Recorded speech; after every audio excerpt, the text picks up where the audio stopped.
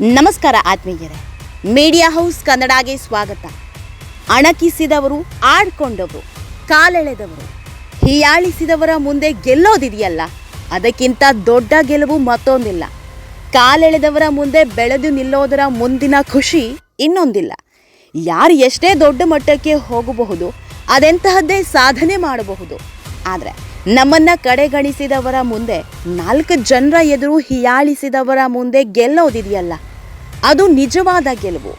ಅದರಲ್ಲೂ ನಮ್ಮ ಒಳ್ಳೆತನವನ್ನು ನಮ್ಮ ಶತ್ರು ಮುಂದೆ 4 ಜನ ಕೊಂಡಾಡೋದಿದೆಯಲ್ಲ, ಅದಕ್ಕಿಂತ ದೊಡ್ಡ ಸಾಧನೆ ಇನ್ನೊಂದಿಲ್ಲ ಬಿಡಿ.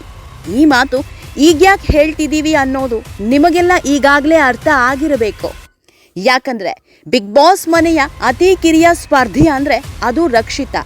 ಹಾಗೆ ಬಿಗ್ ಬಾಸ್ ಮನೆಯ ಹಿರಿಯ ಸ್ಪರ್ಧಿ ಅಂದರೆ ಅದು ಅಶ್ವಿನಿ ಹಾಗೂ ರಘು. ಹಿರಿಯರಾದವರು ಚಿಕ್ಕವರಿಗೆ ಮಾರ್ಗದರ್ಶಕರಂತಿರಬೇಕು. ಅವರು ಹಾಕೊಟ್ಟ ಹಾದಿಯಲ್ಲಿ ಇತರರು ಹೆಜ್ಜೆ ಹಾಕುವಂತಿರಬೇಕು. ಹಾಗೆ ಚಿಕ್ಕವರು ಕೂಡ ದೊಡ್ಡವರ ಪ್ರತಿ ಗುಣವನ್ನು ಅಳವಡಿಸಿಕೊಳ್ಳಬೇಕು. ತಾಳ್ಮೆ ಸಹನೆಯ ಪಾಠ ಕಲಿತಿರಬೇಕು. ಆದರೆ ಅಶ್ವಿನಿ ಹಾಗೂ ರಕ್ಷಿತಾ ವಿಷಯದಲ್ಲಿ ಇದ್ಯಾವುದೂ ಇರಲಿಲ್ಲ ಬಿಡಿ. ರಕ್ಷಿತಾ 2ನೇ ವಾರಕ್ಕೆ ಬಿಗ್ ಬಾಸ್ ಮನೆಗೆ ವಾಪಸ್ ಬಂದಿದ್ದು ಇಡೀ ಮನೆಯ ವಾತಾವರಣ ಬದಲಾಗಿ ಹೋಗಿತ್ತು. ಇಡೀ ಬಿಗ್ ಬಾಸ್ ಮನೆಯವರ ದೃಷ್ಟಿಯಲ್ಲಿ ರಕ್ಷಿತಾರನ್ನ ವಿಲನ್ ಮಾಡೋದಕ್ಕೆ ನಾನಾ ಸರ್ಕಸ್ ಮಾಡಿದ್ರು. ರಕ್ಷಿತಾ ಮೇಲೆ ಅದೇನ್ ಸಿಟ್ಟಿತ್ತೋ ಗೊತ್ತಿಲ್ಲ, ಜಾಹ್ನವಿ ಹಾಗೂ ಅಶ್ವಿನಿ ಪದೇ ಪದೇ ರಕ್ಷಿತಾರನ್ನೇ ಟಾರ್ಗೆಟ್ ಮಾಡ್ತಾ ಇದ್ರು. ಅದ್ಯಾವ ಮಟ್ಟಿಗೆ ಹೋಯ್ತು ಅಂದ್ರೆ, ಬಳಸಬಾರದ ಪದಗಳನ್ನೆಲ್ಲ ಬಳಸಿಬಿಟ್ರು. ತಾವು ಆಡಿದ ಪದಗಳ ಬಗ್ಗೆ ನೆನಪಿರಲ್ಲ. ಅದಕ್ಕಾಗಿ ಈ ವಾರದ ಕಿಚ್ಚನ ಎಪಿಸೋಡ್ನಲ್ಲಿ ಒಂದಿಷ್ಟು ಅತ್ಯದ್ಭುತ ನುಡಿ ಮುತ್ತುಗಳನ್ನು ಪ್ರಸಾರ ಮಾಡಿದ್ರು. ಅದರಲ್ಲಿ ಅಮಾವಾಸ್ಯೆ ಅನ್ನೋದು, ಯಾವಳೆ ನೀನು ಅನ್ನೋದು, ಎಲ್ಲಿಂದ ಬಂದಿದ್ಯಾ ಗೊತ್ತಾಗುತ್ತೆ ಅನ್ನೋದು, ನೀನು ತಾನು ಅನ್ನೋದು, ಬರೀ ಇಂಥ ಪದಗಳೇ ಇದ್ವು ಬಿಡಿ. ಇದರಲ್ಲಿ ಎಸ್ ಕೆಟಗರಿ ಅನ್ನೋ ಪದವನ್ನ ಇಲ್ಲಿ ಹಾಕಿಲ್ಲ. ಬಹುಶಃ ಕಳೆದ ಒಂದೇ ಒಂದು ವಾರ ಅನ್ಸುತ್ತೆ ಅಶ್ವಿನಿ ಮತ್ತು ರಕ್ಷಿತಾ ಮಧ್ಯೆ ಸಣ್ಣದೊಂದು ಜಗಳವೂ ಆಗದೇ ಇರೋದು. ರಕ್ಷಿತಾ ಸಿಕ್ಕಾಪಟ್ಟೆ ಕಾಮ್ ಆಗಿದ್ರು, ಅಶ್ವಿನಿ ಮಾತ್ರ ವೈಲೆಂಟ್ ಆಗಿ ಹೋಗಿದ್ರು. ಅಶ್ವಿನಿಯವರ ದೃಷ್ಟಿ ಗಿಲ್ಲಿ ಮೇಲೆ ನೆಟ್ಟಿದ್ದರಿಂದಲೋ ಏನೋ ಗೊತ್ತಿಲ್ಲ, ರಕ್ಷಿತಾ ಅವರ ರಂಗ ಪ್ರವೇಶ ಆಗೇ ಇಲ್ಲ. ಬಿಗ್ ಬಾಸ್ ಶುರುವಾಗಿ 50 ದಿನ ಆಗೋಯ್ತು. ಈ 50 ದಿನದಲ್ಲಿ ಅಶ್ವಿನಿ ಹಾಗೂ ರಕ್ಷಿತಾ ಅವರ ಕಿತ್ತಾಟವೇ ಜಾಸ್ತಿ ಕಾಣಿಸಿದ್ದು.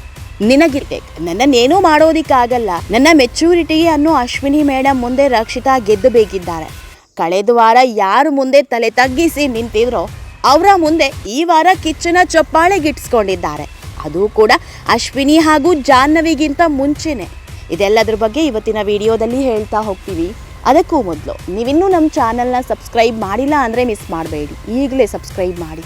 ಈ ವಿಡಿಯೋವನ್ನು ಕೊನೆವರೆಗೂ ನೋಡಿ, ನಿಮ್ಮ ಅನಿಸಿಕೆಗಳನ್ನು ಕಮೆಂಟ್ ಮಾಡಿ. ಆತ್ಮೀಯರೇ, ಗೆಲುವು ಅಂದರೆ ಇದಲ್ವಾ? ಅಶ್ವಿನಿಯವರು ತುಂಬ ಸಲ ಒಂದು ಮಾತು ಹೇಳ್ಕೊಂಡಿದ್ದಾರೆ, ನನಗೆ 3 ಆಸೆ ಇದೆ. ಒಂದು ಕಿಚ್ಚನ ಚಪ್ಪಾಳೆ, 2ನೇಯದ್ದು ಕ್ಯಾಪ್ಟನ್ಸಿ ಪಟ್ಟ, 3ನೇಯದ್ದು ಕಪ್ ಗೆಲ್ಲೋದು ಅಂತ. ಇದರಲ್ಲಿ ಯಾವುದೂ ಕೂಡ ಅಶ್ವಿನಿಗೆ ಸಿಕ್ಕಿಲ್ಲ. ಅದೇನೋ ಗೊತ್ತಿಲ್ಲ, ಅಶ್ವಿನಿ ಜೊತೆ ಯಾರೆಲ್ಲ ಜಿದ್ದಿಗೆ ಬೀಳ್ತಾರೋ ಹೀರೋಗಳಾಗ್ತಾರೆ. ಗಿಲ್ಲಿಗೆ ಚಿಪ್ ರೀಟೇಕ್, ಗಿಲ್ಲಿಗೆ ಕಿಚ್ಚನ ಚಪ್ಪಾಳೆ ಸಿಕ್ಕಿದೆ, ರಘುಗೆ ಕಿಚ್ಚನ ಚಪ್ಪಾಳೆ ಸಿಕ್ಕಿದೆ, ಈಗ ರಕ್ಷಿತಾಗೂ ಕೂಡ ಕಿಚ್ಚನ ಚಪ್ಪಾಳೆ ಸಿಕ್ಕಿದೆ. ಹೀಗಾಗಿ ಅಶ್ವಿನಿ ಮುಂದೆ ರಕ್ಷಿತಾ ಗೆದ್ದು ಬೀಗಿದ್ದಾರೆ. ಆತ್ಮೀಯರೇ, ದೊಡ್ಡವರು ಯಾವಾಗಲೂ ಒಂದು ಮಾತು ಹೇಳ್ತಾರೆ, ನಮ್ಮ ಸುತ್ತಮುತ್ತ ಇದ್ದವರು ಯಾವಾಗಲೂ ನಮ್ಮನ್ನ ಸರಿ ಮಾಡೋರಾಗಿರಬೇಕು ಅಂತ, ತಪ್ಪು ದಾರಿಗೆ ಹೋದ್ರೆ ಸರಿ ದಾರಿಗೆ ತಂದು ನಿಲ್ಲಿಸೋರಾಗಿರಬೇಕು ಅಂತ. ಅದೇ ಜೊತೆಗಿದ್ದವರನ್ನ ಗುಂಡಿಗೆ ತಳ್ಳಿ ತಾವು ಖುಷಿ ಪಡ್ತಾ ಇದ್ರೆ ಅಂಥವರನ್ನ ಹಿತಶತ್ರುಗಳು ಅಂತಾರೆ.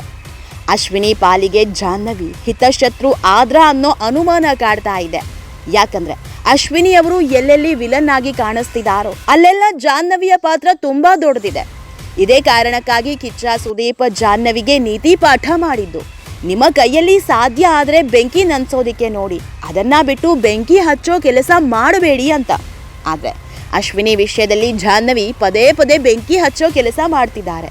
ಆದರೆ ಅದ್ಯಾಕೋ ಅಶ್ವಿನಿ ಅವರಿಗೆ ಇದು ಅರ್ಥನೇ ಆಗ್ತಾ ಇಲ್ಲ. ಮೊದಲು ಗೆಜ್ಜೆ ವಿಷಯದಲ್ಲಿ ಪ್ಲಾನ್ ಮಾಡಿದ್ದೇ ಜಾಹ್ನವಿ, ಆದರೆ ವಿಲನ್ ಆಗಿದ್ದು ಅಶ್ವಿನಿ. ಡ್ರೆಸ್ಸಿಂಗ್ ರೂಮ್ನಲ್ಲಿ ಮಾತನಾಡಿದ್ದು ಜಾಹ್ನವಿ, ಕೆಟ್ಟವರಾಗಿ ಕಂಡಿದ್ದು ಅಶ್ವಿನಿ. ಮಾತು ಬಿಟ್ಟಂತೆ ನಾಟಕ ಮಾಡಿದ್ದು ಜಾಹ್ನವಿ. ಕೊನೆಗೆ ನೋಡೋರ ದೃಷ್ಟಿಯಲ್ಲಿ ಒಳ್ಳೆಯವರಾಗಿದ್ದು ಕೂಡ ಜಾಹ್ನವಿ. ತಪ್ಪು ಮಾಡದೇ ಇರೋರು ಯಾರೂ ಇಲ್ಲ.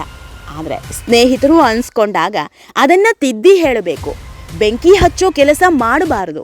ಸ್ನೇಹಿತೆ ಅಂತಾರೆ, ಸ್ನೇಹಿತೆ ಊಟ ಬಿಟ್ಟಾಗ ಇವರು ಭರ್ಜರಿ ಬ್ಯಾಟಿಂಗ್ ಮಾಡ್ತಾರೆ. ಹೀಗಾಗಿ ರಕ್ಷಿತಾರನ್ನ ಯಾರೆಲ್ಲ ಶತ್ರು ಅಂತೆ ಕಂಡಿದ್ರು ಅವರ ಮುಂದೆ ಗೆದ್ದು ನಿಂತಿದ್ದಾರೆ. ಕಿಚ್ಚನ ಚಪ್ಪಾಳೆ ಗಿಟ್ಟಿಸಿಕೊಂಡು ಎಲ್ಲರ ಮುಂದೆ ಹೀರೋ ಆಗಿ ನಿಂತಿದ್ದಾರೆ. ಗೆಲುವು ಅಂದ್ರೆ ಇದೇ ಅಲ್ವಾ? ರಕ್ಷಿತಾಗೆ ಕಿಚ್ಚನ ಚಪ್ಪಾಳೆ ಕೊಟ್ಟಿದ್ದರ ಬಗ್ಗೆ ನಿಮ್ಮ ಅನಿಸಿಕೆ ಏನು ಅನ್ನೋದನ್ನ ಕಮೆಂಟ್ ಮೂಲಕ ನಮಗೆ ತಿಳಿಸಿ. ನಮ್ಮ ಚಾನೆಲ್ನ ಸಬ್ಸ್ಕ್ರೈಬ್ ಮಾಡೋದನ್ನ ಮರಿಬೇಡಿ.